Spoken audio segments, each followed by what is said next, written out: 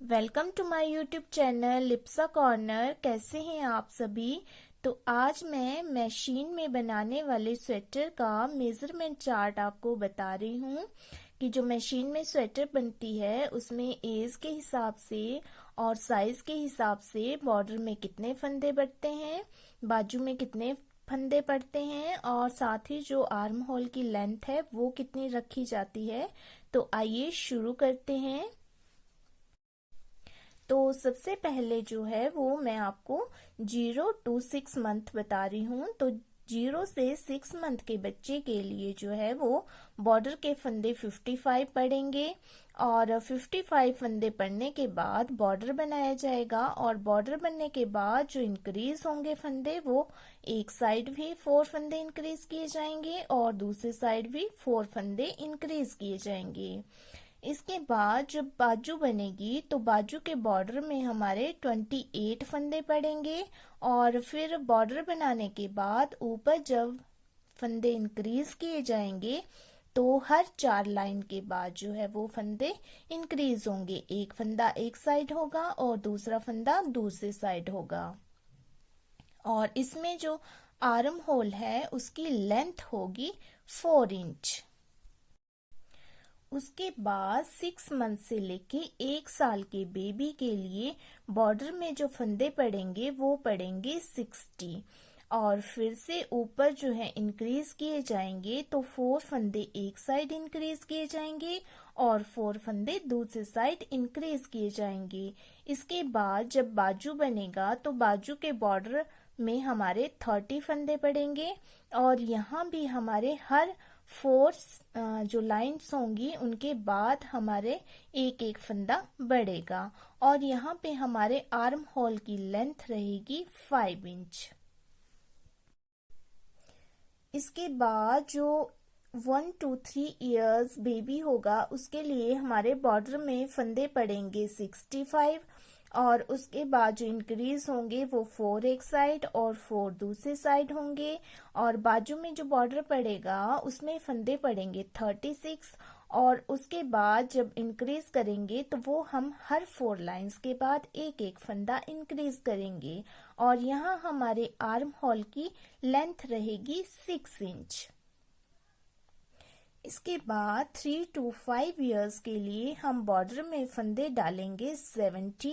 और बॉर्डर में फंदे डालने के बाद बॉर्डर बनाने के बाद जब हम फंदे इंक्रीज करेंगे तो वो 4 फंदे एक साइड इंक्रीज करेंगे और 4 फंदे दूसरी साइड इंक्रीज करेंगे और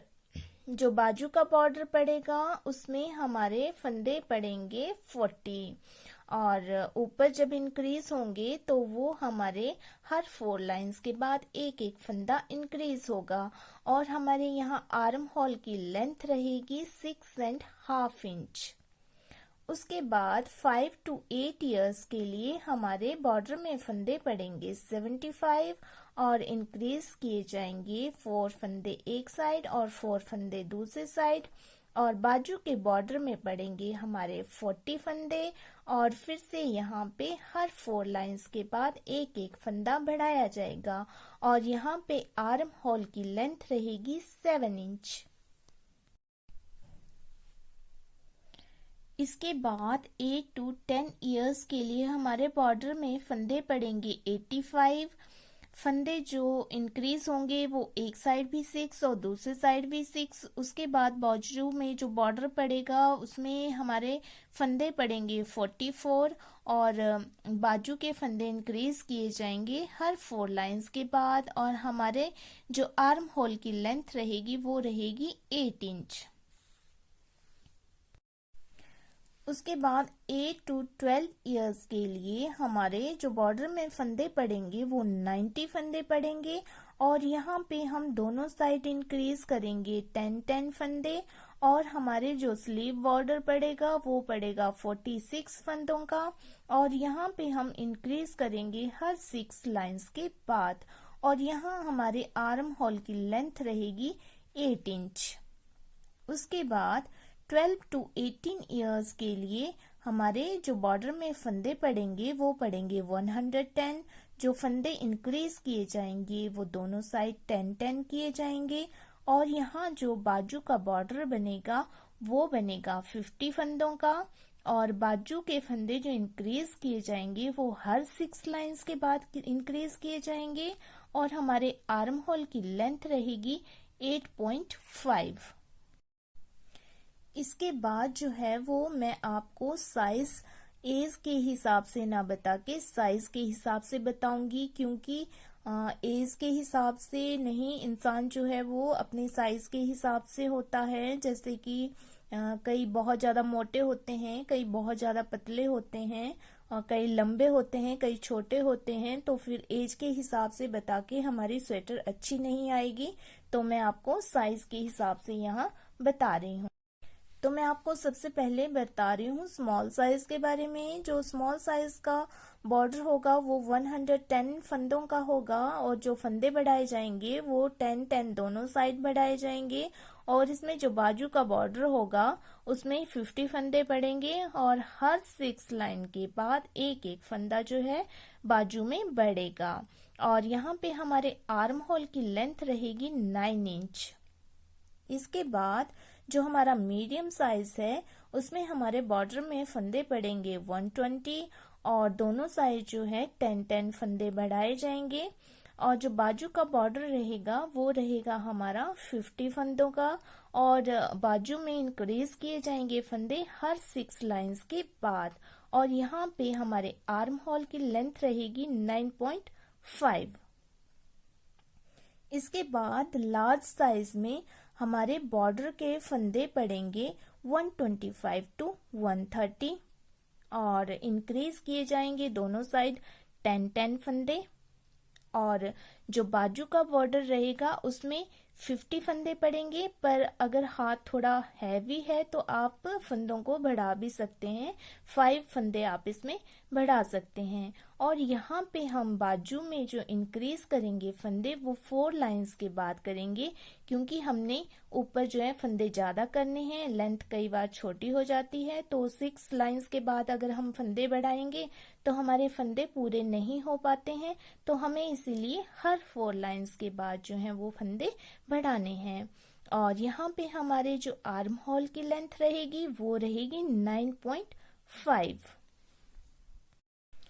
इसके बाद जो हमारा नेक्स्ट साइज है वो है एक्सेल, और इसमें हमारे बॉर्डर में फंदे पड़ेंगे 130 to 135, और हमारे इंक्रीज किए जाएंगे दोनों साइड 10-10 फंदे, और यहाँ पे हमारे बाजू का जो बॉर्डर बनेगा वहाँ पे 54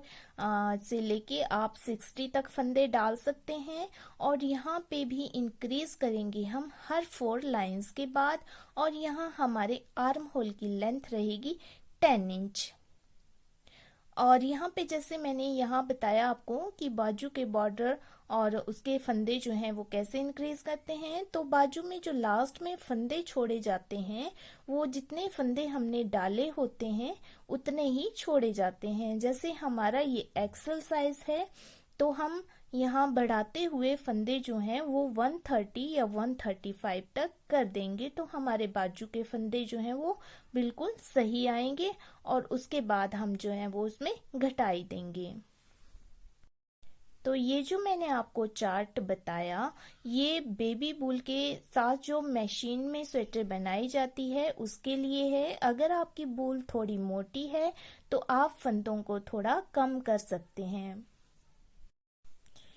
ये जो मैंने फंदे आपको बताए हैं ये स्वेटर के लिए है, मतलब अगला जो हमारा पोर्शन होगा उसमें भी उतने ही पड़ेंगे, जो पिछला पोर्शन होगा उसमें भी उतने ही पड़ेंगे। लेकिन अगर आप कार्डिगन बनाना चाहते हैं तो जो पिछला वाला पोर्शन है उसमें तो इतने ही फंदे पड़ेंगे, पर जो अगले वाला पोर्शन है उसमें इसका हाफ हो जाएगा।